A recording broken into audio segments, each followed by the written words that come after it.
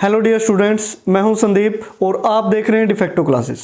Dear students, आज की video में हम आपके लिए एक और नया मैथ स्टार्ट करने जा रहे हैं जिसका नाम है वेक्टर कैलकुलस, जो आपके सेकंड सेमेस्टर के अंदर आता है। यानी कि जो बीए या बीएससी वाले स्टूडेंट हैं, सेकंड सेमेस्टर में मैथ आता है वेक्टर कैलकुलस। आज की वीडियो में हम इसका सिलेबस इंट्रोडक्शन और इसके जो फर्स्ट चैप्टर के बारे में कई सारी चीज़ें बताएंगे जो आपको पढ़नी है भी। तो सिलेबस इंट्रोडक्शन में अगर हम बात करें तो इस मैथ के अंदर आपके टोटल 6 चैप्टर आते हैं, जिनमें से जो यूनिट है वो टोटल 4 है। 4 यूनिट के अंदर टोटल 6 चैप्टर्स हैं। क्लियर। उसके बाद अब चैप्टर्स की बात कर लेते हैं। हर एक मैथ में जब भी आप कोई मैथ पढ़ते हो तो स्टार्टिंग में एक रिव्यू चैप्टर गिवन होता है भी। अब ये रिव्यू चैप्टर क्या है उसको समझिए। रिव्यू चैप्टर का मीनिंग क्या है कि जो क्लास 12th में आप क्लास 12th में या इससे पहले, जैसे अभी तो फर्स्ट ईयर में ही है, उससे पहले तो क्लास 12 थी, जब सेकंड ईयर में जाओगे, दिस मीन्स प्रीवियस क्लासेस में आप इस मैथ के बारे में क्या पढ़ के आए हैं। जैसे क्लास 12 का जो 13 चैप्टर था वो था 3D ज्योमेट्री, 3D ज्योमेट्री, और जो 12th चैप्टर था वो था वेक्टर से रिलेटेड। क्लियर। अब वेक्टर्स और 3D ज्योमेट्री जिन्होंने बिल्कुल अच्छी तरीके से पढ़ रखे हैं उनको ये आराम से समझ में आएगा, यानी कि उनके बेसिक क्लियर होंगे कि वेक्टर क्या होते हैं, स्केलर क्या होते हैं, क्या इनमें डिफरेंस है, ये डायरेक्शन कोसाइन डायरेक्शन है। सो ये सारी चीज़ें आपको आनी चाहिए भी।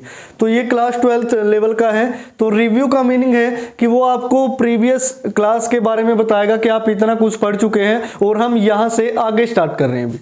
तो ये काफ़ी इंपॉर्टेंट हो जाता है हमारे लिए कि हमने क्या पढ़ा था, क्या हम स्टार्ट करने वाले हैं, ये नॉलेज होनी चाहिए भी। उसके बाद जो फर्स्ट चैप्टर आता है multiple product of vector and second है डिफरेंशिएशन ऑफ वेक्टर। अभी तक आपने सिर्फ वेक्टर की मल्टीप्लाई, डिवाइड, प्लस माइनस ऐसा कुछ किया है, लेकिन हम वेक्टर का डेरिवेटिव भी निकालेंगे, डिफरेंशिएशन, उनकी मल्टीप्लाई कैसे हम करते हैं इस तरीके से। तो ये जो chapter number first and second है डियर स्टूडेंट्स, ये आते हैं आपकी फर्स्ट यूनिट के अंदर। ये आपकी होगी फर्स्ट यूनिट, सिर्फ 2 ही चैप्टर हैं। उसके बाद थर्ड है ग्रेडियंट, डाइवर्जेंस एंड कर्ल। ये जो अकेला चैप्टर है ये कवर करेगा आपकी सेकंड यूनिट को। क्लियर। अकेला ही चैप्टर है एक यूनिट के अंदर। उसके बाद है कर्वलिनियर एंड कोऑर्डिनेट्स। तो ये जो 4 चैप्टर है कर्वलिनियर्स एंड कोऑर्डिनेट्स, इस तरीके से, या फिर इसको हम थर्ड यूनिट के अंदर कंसीडर करते हैं, ये आपका थर्ड के अंदर आता है। और ये जो 5th और 6th चैप्टर हैं, जैसे वेक्टर का इंटीग्रेशन हो गया, वेक्टर इंटीग्रेशन, गोस थ्योरम हो गया, ग्रीन्स थ्योरम हो गया और स्टोक्स थ्योरम हो गया, ये आपकी 4th यूनिट को कवर करते हैं अभी। क्लियर। ये है 4th यूनिट।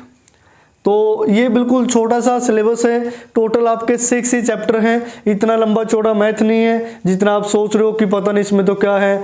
इसका जो सिलेबस है, अगर हम बिल्कुल स्टार्टिंग से 0 से स्टार्ट करें तो जल्दी हो जाएगा, इतना मुश्किल नहीं है। जो सबसे शॉर्ट सिलेबस है, देखिए आप 3 मैथ अभी पढ़ रहे हो, स्टार्टिंग में है जैसे नंबर थ्योरी एंड ट्रिग्नोमेट्री, इसको भी आप पढ़ रहे हो, नंबर थ्योरी एंड ट्रिग्नोमेट्री। और जो दूसरा मैथ आप पढ़ रहे हो वो है ordinary differential equation, ordinary differential equations, यानी कि ODE, इसको हम शॉर्ट फॉर्म में बोलते हैं, इसको हम NTT बोल देते हैं, इसको ODE बोल देते हैं, इसको VC बोलते हैं, जो हम अभी पढ़ रहे हैं वेक्टर कैलकुलस। ठीक है ना। अब इन 3 मैथ में जो सबसे ज़्यादा सिलेबस है वो इस NTT का है भी। Number theory and trigonometry 2 part है इसके, टोटल 12 चैप्टर है, काफ़ी हैवी मैथ है ये इनकी कंपैरिजन में। उसके बाद जो दूसरे नंबर पे आता है वो है ऑर्डिनरी डिफरेंशियल इक्वेशन। अब इसमें टोटल हुए 12 चैप्टर, इसमें टोटल है 8 चैप्टर और इसमें टोटल है 6 चैप्टर, जो VC यानी कि वेक्टर कैलकुलस, जिसको आप अभी हम पढ़ेंगे। तो ये काफ़ी शॉर्ट सा सिलेबस है, सबसे कम सिलेबस इसी का है। अभी तक मैंने सिर्फ 2 ही मैथ स्टार्ट किए थे, number theory and ordinary differential equation, ताकि जो ज़्यादा सिलेबस है उस पर हमारी पकड़ बने। तो अब हम वेक्टर कैलकुलस को भी स्टार्ट करें भी, जितना भी हमसे होगा मैक्सिमम हम इसको कवर करेंगे। क्लियर। तो ये था वेक्टर कैलकुलस के सिलेबस का इंट्रोडक्शन, यूनिट वाइज मैंने बताया। चैप्टर सारे ईजी हैं, मुश्किल कुछ नहीं है, लेकिन जो इसमें से चैप्टर नंबर 6 है भी, ये आपका मोस्ट इंपॉर्टेंट चैप्टर माना जाता है। अब ये मोस्ट इंपॉर्टेंट एग्जाम के पॉइंट ऑफ व्यू से भी हो सकता है, और जो आगे आने वाले मैथ्स हैं उनमें इसका कुछ ना कुछ काम आएगा। यानी कि ये थ्योरम काफ़ी यूज होती है। आप नेट की तैयारी करते हो या और कोई कम्पिटिटिव एग्जाम है, या आप MA MSc मैथ से करेंगे या इस तरीके से, तो वहाँ पे भी इनका काफ़ी यूज़ होगा। यानी कि कुछ ऐसे टॉपिक होते हैं जो लगातार चलते रहते हैं, आगे भी काम आएंगे। कुछ टॉपिक सीमित होते हैं भी, हाँ बस यहीं तक सीमित है, तो ये चैप्टर काफ़ी इंपॉर्टेंट हो जाता है आपके लिए। वैसे तो देखो आने तो सारे चाहिए, लेकिन कुछ चीज़ें हैं जो बाकी से कुछ अलग हट के होती हैं, यानी कि जिनको हम इम्पोर्टेंट का नाम देते हैं। तो ये था भी आपका सिलेबस इंट्रोडक्शन। तो आइए अब हम बात करते हैं रिव्यू चैप्टर की, कि आपने जो रिव्यू चैप्टर है उसको किस तरीके से पढ़ना है, कि जो जब चैप्टर हम फर्स्ट स्टार्ट करेंगे वहाँ आपको कोई भी दिक्कत ना आए। अब रिव्यू चैप्टर में आपके क्लास 12th का सारा सिलेबस गिवन है वेक्टर और 3 डायमेंशनल ज्योमेट्री का। उसको पढ़ने का तरीका क्या होगा वो देखिए।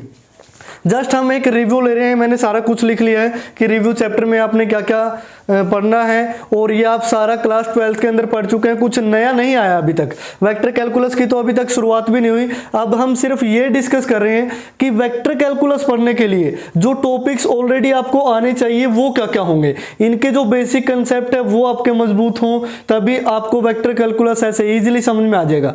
अगर आपको यही नहीं पता कि वेक्टर क्या होता है, स्केलर क्या होता है, हाँ भाई वेक्टर का डॉट प्रोडक्ट हमें तो याद नहीं कैसे निकाला था, स्केलर प्रोडक्ट ये हमें पहली बार सुना है, अगर आप ऐसी थिंकिंग रखते हैं ना तो वेक्टर कैलकुलस कभी नहीं पढ़ पाएंगे भी। ये जो सारे टॉपिक्स लिखे हैं ये आपको ऐसे विद बेसिक कंसेप्ट ऐसे याद रहने चाहिए भी। हाँ वेक्टर प्रोडक्ट सर ये होता है, स्केलर प्रोडक्ट ये होता है, प्रॉपर्टी ये होती है, पैरेलल परपेंडिकुलर एंगल, ये सारी चीजें। तो देखिए जो रिव्यू चैप्टर में है, जो क्लास 12th में आपने पढ़ा था, जो सबसे पहला था क्लास 12th के अंदर वेक्टर स्टार्ट होते ही वो लिखा होता था डायरेक्टेड लाइन सेगमेंट। अब लाइन सेगमेंट तो आपने देखो हर बार सुना है, वैसे तो सुना तो ये भी है, लेकिन उसका मीनिंग क्या होता था, हम साथ में उसकी डायरेक्शन लेके चलते थे। वेक्टर स्केलर के बीच में आपने डिफरेंस पढ़ा होगा। उसके बाद आपने पढ़ा था कि स्केलर और वेक्टर क्या होते हैं, कि स्केलर एक ऐसी क्वांटिटी जिसका सिर्फ और सिर्फ मैग्नीट्यूड हो, वेक्टर एक ऐसी क्वांटिटी जिसमें मैग्नीट्यूड प्लस क्या हो, डायरेक्शन। अब अगर मैं आपको बोल रहा हूं कि आप जहां पे भी हैं आप 5 किलोमीटर वहां से दूर चले जाइए, तो आप क्या सोचेंगे भी, आप राइट साइड जा सकते हैं, लेफ्ट जो भी है किसी भी साइड जा सकते हैं, कि बहुत सारी डायरेक्शन है। अगर आप इस सेंटर पे खड़े हैं, आप देखिए इस तरीके से इधर उधर उधर कहीं भी भाग सकते हैं 5 किलोमीटर। दिस मीन्स ये 5 किलोमीटर ये स्केलर वैल्यू है, हमें डायरेक्शन तो पता ही नहीं, लेकिन मैं बोल रहा हूँ भी 5 किलोमीटर अब अगर यहाँ पे खड़े हैं तो अपने आगे की तरफ भागना है, बस सेम यही डायरेक्शन होनी चाहिए। दिस मीन्स अब उसकी डायरेक्शन भी बता दी, 5 किलोमीटर उसका मैग्नीट्यूड है, दिस मीन्स ये क्या हो गया, वेक्टर होगा। यानी कि कोई भी चीज़ जब आप पढ़ते हो मैथमेटिक्स के अंदर तो उसको डेली लाइफ से रिलेट किया करो, क्या हम वेक्टर का कहाँ यूज करते हैं। उसके बाद रिप्रेजेंटेशन ऑफ वेक्टर पढ़ा था, जिसमें आप ऐसे लिखते थे कि ये AB वेक्टर है, अगर आपको कुछ याद आ रहा हो तो। नोटेशन ऑफ वेक्टर कि जैसे AB वेक्टर को अगर मैं बोल दूं हाँ भाई ये कोई A वेक्टर है, उसकी नोटेशन होती थी।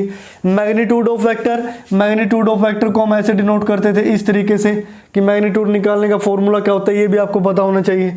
उसके बाद टाइप्स ऑफ वेक्टर पढ़े थे भी। टाइप्स ऑफ वेक्टर के अंदर ये बहुत सारे हैं, देखो नल वेक्टर या जीरो वेक्टर नाम से ही पता चल रहा है भी, जिसका मैग्नीट्यूड 0 हो।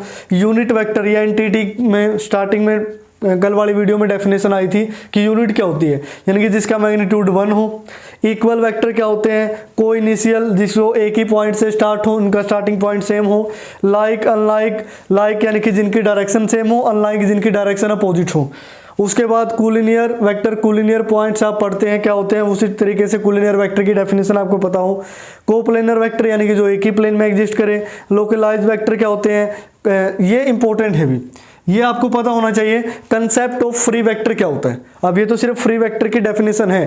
कंसेप्ट ऑफ फ्री वेक्टर ये आपने जरूर पढ़ा हो, अगर नहीं भी पढ़ा हो तो यूट्यूब वगैरह से कहीं से सर्च करो कंसेप्ट ऑफ फ्री वेक्टर क्या होता है, ये काफी काम आएगा। उसके बाद नेगेटिव ऑफ वेक्टर क्या होता है, आपने पढ़ा था कि जैसे हम एक वेक्टर की डायरेक्शन इस साइड है, अगर उसकी डायरेक्शन उल्टी कर दे तो वो क्या हो जाता है, नेगेटिव हो जाता है। तो ये सारे टाइप्स आप क्लास 12th के अंदर पढ़ चुके हैं। उसके बाद जो मोस्ट इंपॉर्टेंट आता है उसमें था एडिशन ऑफ वेक्टर्स। वेक्टर्स कि आप दो वेक्टर को ऐड कैसे कर सकते हैं। इसमें दो लॉ आए थे। फर्स्ट लॉ था triangular law of vector addition और इसी से संबंधित दूसरा लॉ था parallelogram law of vector addition. यानी कि ये सीख लिया तो ये तो वैसे ही हो जाएगा। कई बार क्या होता था, इसको तो पढ़ाते भी नहीं थे, यही पढ़ा देते थे, क्योंकि इससे ज़्यादा तो ट्रायंगुलर लॉ का यूज़ था और ये भी किस पे बेस्ड है, ट्रायंगुलर लॉ पे बेस्ड है। उसके बाद प्रॉपर्टीज ऑफ वेक्टर एडिशन आपने पढ़ी थी कि कोमुटेटिव क्या होती है कि एक वेक्टर में दूसरा वेक्टर ऐड करो या दूसरे में पहला ऐड करो तो दिस मीन्स सेम वेक्टर आएगा। एसोसिएटिव प्रॉपर्टी ए प्लस बी, पहले ए प्लस बी को ऐड करो फिर सी को ऐड करो, या फिर पहले ए अलग रखो बी सी को ऐड करके फिर ए को ऐड करो, ये एसोसिएटिव प्रॉपर्टी थी भी। उसके बाद एग्जिस्टेंस ऑफ एडिटिव आइडेंटिटी कि वेक्टर में क्या ऐड करे कि वही वेक्टर बन जाए। एग्जिस्टेंस ऑफ एडिटिव इनवर्स, किससे मल्टीप्लाई करें कि वैल्यू 1 बन जाए, यूनिट बन जाए, इस तरीके से ये सारी चीज़ें आप पढ़ चुके हो भी। उसके बाद हमने पढ़ा था डिफरेंस ऑफ टू वेक्टर, भी हमने दो वेक्टर को माइनस कैसे करना है। ये तो आप एडिशन और ये है सब्ट्रैक्शन, इनकी डिफरेंस उनका हमें कैसे निकालना है। उसके बाद था कि मल्टीप्लिकेशन हम कैसे करेंगे किसी भी वेक्टर की, कि अगर ए वेक्टर है उसको 10 से मल्टीप्लाई करना है तो हम 10 से मल्टीप्लाई कैसे करते हैं, और 10 से मल्टीप्लाई करने के बाद उसकी पोजीशन में कि किस टाइप का चेंज आता है, क्या उसकी वैल्यू चेंज होती है, ये वाली सारी चीज़ें हमने मल्टीप्लिकेशन में पढ़ी थी और इसकी कुछ प्रॉपर्टीज भी थी। उसके बाद पोजीशन वेक्टर क्या होता है, नाम से ही पता चल रहा है पोजीशन से रिलेटेड है कि अगर हमें जैसे ए बी का पोजीशन वेक्टर निकालना है, इस तरीके से ए बी कोई वेक्टर निकालना, तो हम क्या करते थे, position vector of B minus position vector of A निकालते थे, तो वहां हमने पोजीशन वेक्टर पढ़ रखा है। उसके बाद वेक्टर ज्वाइनिंग टू पॉइंट्स कि अगर दो पॉइंट्स के कोऑर्डिनेट गिवन है, लेट सपोज ये है x1 y1 z1, ये है x2 y2 z2, तो इन दोनों पॉइंट से जो वेक्टर बनेगा वो उसकी वैल्यू निकालिए, तो ये फॉर्मूला भी हमने पढ़ रखा है अभी। तो ये सारी चीज़ें ऑलरेडी हम क्लास 12 के अंदर पढ़ चुके हैं। और उसके बाद ये वाला जो पार्ट है ये भी काफ़ी इंपॉर्टेंट हो जाता है, जिसमें जो मेन मुद्दा है, तो जो सबसे ज़्यादा इंपॉर्टेंस रखता है, मैंने 4 टिक इस वजह से लगाए हैं कि डायरेक्शन कोसाइन क्या होते हैं, डायरेक्शन रेशो क्या होते हैं किसी भी वेक्टर के in the terms of component. ये इसके बिना तो भी वेक्टर होएगा ही नहीं, क्योंकि हर जगह आपको direction ratio, direction cosine, direction ratio, direction cosine, बस यही चीज़ें देखने को मिलती हैं, क्योंकि ये तो बिल्कुल सिंपल सी चीज़ है, टाइप्स वगैरह एक ही बार में समझ में आ जाते हैं।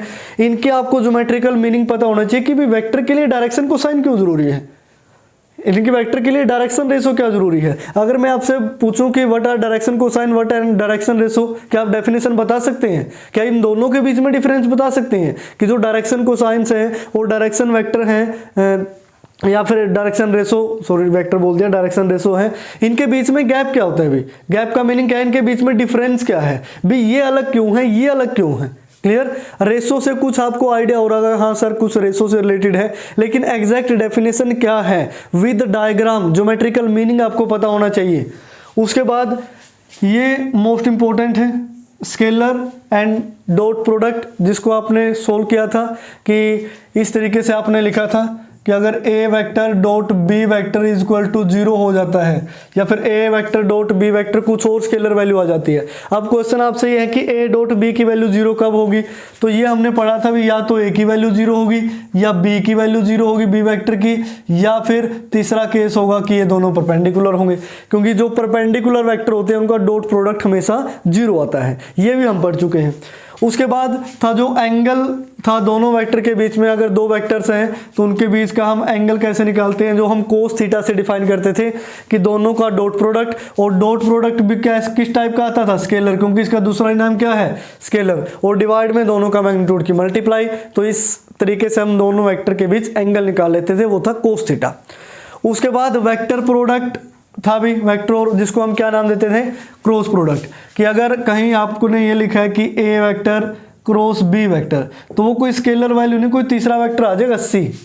अब उसके बाद आपको ये पता हो, अगर मैं आपसे पूछूं कि सी का रिलेशन ए के साथ क्या है, and what is the relation between B and C, B C और ए का रिलेशन क्या है, सी और बी का रिलेशन क्या है। अगर A cross B is equal to C आ रहा है, इसका मीनिंग क्या होगा कि जो सी वेक्टर है वो ए वेक्टर के भी परपेंडिकुलर, और जो सी वेक्टर है वो बी वेक्टर के भी परपेंडिकुलर है, ठीक है ना, दोनों के अलग अलग क्या होगा, परपेंडिकुलर होगा। और ए क्रॉस बी की वैल्यू अगर 0 आ जाए तो वो केस क्या होगा भी, है कि नहीं। तो ये सारी चीज़ें हमने पढ़ी थी भी, तो ये चीज़ें आपको ध्यान में होनी चाहिए, तभी आपको आगे कुछ समझ में आएगा। उसके बाद प्रॉपर्टीज ऑफ वेक्टर प्रोडक्ट की, वेक्टर प्रोडक्ट की जो प्रोडक्ट प्रॉपर्टीज है वो क्या होती है, जैसे एंगल साइन थीटा क्यों लिखते हैं हम, इसमें कोस थीटा क्यों लेते हैं, इसमें साइन थीटा क्यों लेते हैं, क्या रीजन है भी कोस और साइन क्यों चेंज कर दिया। तो ये सारी चीजें आपको पता होनी चाहिए। और ये जो 3 फॉर्मूले आपने पढ़े थे, ये बेसिक से फॉर्मूले हैं कि एरिया ऑफ पैरेललोग्राम निकालना हो, अगर एडजेसेंट साइड गिवन हो वेक्टर की फॉर्म में तो क्या होगा, a क्रॉस b का मैग्नीट्यूड कर दीजिए। अगर एरिया ऑफ ट्रायंगल निकालना हो एडजेसेंट साइड के साथ तो हाफ कर दीजिए a क्रॉस b के मैग्नीट्यूड का। और अगर area of parallelogram with diagonal निकालना हो तो इसमें भी हाफ कर दीजिए a क्रॉस b के मैग्नीट्यूड का। यानी कि ये जो सारा का सारा कंसेप्ट है, सारे के सारे जो टॉपिक हैं, ये अगर बात करें तो आपके क्लास 12 के 2 चैप्टर बनते थे। ये जो सारे टॉपिक हैं, ये मैंने दोनों चैप्टर्स के टॉपिक एक साथ लिख दिए जो हमारे रिव्यू चैप्टर के अंदर लिखे पड़े हैं। अब आपके पास एक ऑप्शन है, या तो रिव्यू चैप्टर में ही उनको अच्छी तरीके से पढ़ लो। अब रिव्यू चैप्टर में जस्ट क्या है, एक डेफिनेशन और इंट्रोडक्शन है बस उसका, उसमें ये नहीं कि वेक्टर प्रोडक्ट के आपको क्वेश्चन सोल्व करके देगा। फिर आपका क्लास 12 और ग्रेजुएशन में क्या डिफरेंस हुआ, अभी वो तो जस्ट एक बता रखा है भी आपने ये पढ़ा है और जस्ट हम इससे आगे शुरू करेंगे, भी ये आपको आना चाहिए, इसके बिना नहीं हो पाएगा। तो ये सारी चीज़ें आपको ध्यान में रहे। और एक चीज़ और याद रखना, अगर आपको ऐसे ये सारी चीज़ें आप भूल चुके हैं, अभी हमें तो सर पता ही नहीं, बस नाम देख के ऐसा लग रहा है कि हाँ ये सुनी हुई चीज़ें हैं, तो आप एक काम करें, कम से कम 3-4 वीडियोस तो ज़रूर क्लास 12 की देखें। भाई यूट्यूब पे बहुत सारे टीचर हैं जो क्लास 12 को पढ़ाते हैं, वहाँ से आपको मिल जाएंगी। धीरे धीरे से थोड़ा बहुत रिवाइज हो जाएगा, या फिर अगर आपके पास क्लास 12 का मैथ है तो एक बार उसकी रिविजन मार लो कि इस तरीके से, हाँ भाई यहाँ फर्स्ट एक्सरसाइज थी, सेकंड थी, थर्ड। मैं ये नहीं बोल रहा कि एक्सरसाइज सोल्व करो, बस आपको टॉपिक्स क्लियर होने चाहिए कि जो टॉपिक थे, जैसे वेक्टर प्रोडक्ट, हाँ भी नाम लेते ही आपको पता होना चाहिए, हाँ सर ये था वेक्टर प्रोडक्ट, इस टाइप के क्वेश्चन आए थे। यानी कि जब भी आप कोई टॉपिक पढ़ते हैं, या फिर मैं यहां से कोई टॉपिक बोलता हूं, मान लिया मैं बोल रहा हूं स्केलर प्रोडक्ट, जब तक आपके माइंड में उसकी इमेज नहीं बनेगी, दिस मीन्स आपको क्लियर नहीं है, अभी है कि नहीं। अब मैं बोल रहा हूं वेक्टर, और आप ऐसे खड़े होकर सोच रहे हैं सर वेक्टर सुना तो है लेकिन ये नहीं पता वेक्टर क्या है, तो इसका मीनिंग क्या है, अभी आपके बेसिक मजबूत नहीं है, बस आपने जस्ट पढ़ के उसको छोड़ दिया और आपको ये लगा कि ये तो आगे काम ही नहीं आएगा। क्लास 12 है, बोर्ड अपना पेपर दो और पास हो जाओ, आगे तो क्या पता ग्रेजुएशन में आए या ना आए। तो ये चीज़ होती है, यानी कि जब भी हम कोई चीज़ को दिल से पढ़ते हैं या फिर बेसिक कंसेप्ट के साथ पढ़ते हैं तो हमें भी प्राउड फील होता है।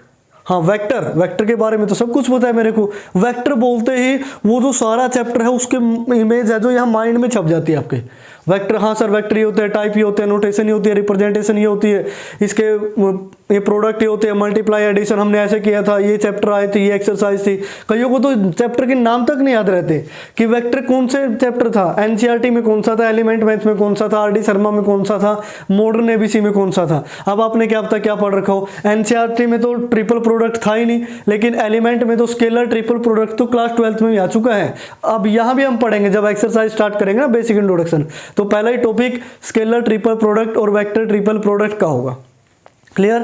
तो ये चीज़ें आप ध्यान रखें, क्योंकि जब भी आपकी जड़ मजबूत होगी तो आपको वैसे ही प्राउड फील होगा भी, हाँ भाई एक्चुअल में हमने कुछ किया है। लेकिन जब भी आप काम चलाओ या फिर टाइम पास टाइप पढ़ते हैं तो दिस मीन्स आपको ये चीज़ें भी ऐसे लगने लगती है भी पता नहीं है तो क्या आ गए, तो कुछ अलग ही मैथ है, भी अलग ही संसार में हम आ चुके हैं। तो ऐसा कुछ भी नहीं है, बिल्कुल सिंपल है सारी चीज़ें। अगर आपको प्रीवियस कंसेप्ट क्लियर है तो ये जो मैथ है वेक्टर कैलकुलस, ये सेकेंड सेमेस्टर का सबसे ईजी मैथ है। उसके बाद ऑर्डिनरी डिफरेंशियल इक्वेशन, और जो टॉप लेवल है वो है नंबर थ्योरी एंड ट्रिग्नोमेट्री, क्योंकि उसके कंसेप्ट कुछ ज़्यादा ही हैवी है और सिलेबस भी अच्छा है, ठीक है ना। अब इसके कुछ तो कंसेप्ट ही इतने मतलब हैवी नहीं है, नॉर्मल से हैं, जो सारी चीज़ें आप ऑलरेडी क्लास 12 में पढ़ चुके हैं, और एक सिलेबस इतना छोटा है तो इस वजह से ये मैथ काफ़ी आसान हो जाता है। अगर इसी के आपको 15 चैप्टर गिवन होते, आप आसान वाले, आप तो ये सोचते कि सर इतना सिलेबस कैसे होगा। यानी कि जहाँ सिलेबस शॉर्ट हो जाता ना तो हमारा इंटरेस्ट बनने लगता है, हाँ ये तो थोड़ा सा हो जाएगा, चलो मुश्किल भी होगा तो कर लेंगे। लेकिन अगर आसान भी हो रहा, आपको 15 चैप्टर देखने को मिल जाए तो आपको ये लगेगा भाई आसान का क्या फ़ायदा, इतनी मेहनत कौन करेगा। तो ये सारी चीज़ें आप लोग सोचने लगते हैं। तो जो नेक्स्ट वीडियो आएगी डियर स्टूडेंट्स, उस वीडियो के आने तक, वो कल ही अपलोड हो जाएगी, तो आप ये जो रिव्यू चैप्टर है इसको बिल्कुल बेसिक से पढ़ें सारी चीज़ें। भी कल जब हम एक्सरसाइज स्टार्ट करें तो अगर मैं प्रीवियस टॉपिक के बारे में बात करूं भी हाँ हमने ये पढ़ा था, तो उसी टाइम उसकी इमेज है जो आपके माइंड में आ जानी चाहिए। अगर इमेज आपके माइंड में आ गई, दिस मीन्स आपने अच्छी तरीके से पढ़ लिया और वेक्टर कैलकुलस में आपको 1% भी प्रॉब्लम नहीं होगी। क्लियर। तो इस तरीके से डियर स्टूडेंट्स, आज की वीडियो का मकसद सिर्फ ये था कि वेक्टर कैलकुलस में हमने क्या पढ़ना है और उसके लिए आपने क्या क्या प्रिपरेशन करनी है उसको पढ़ने के लिए। तो ये सारी चीज़ें मैंने आपको बताई। उम्मीद करता हूँ कि आप लोगों को ये समझ में भी आई होंगी और इस पर आप फोकस भी करेंगे। तो डियर स्टूडेंट्स, आज की वीडियो में फ़िलहाल इतना ही। देखते रहिए डिफेक्टो क्लासेस।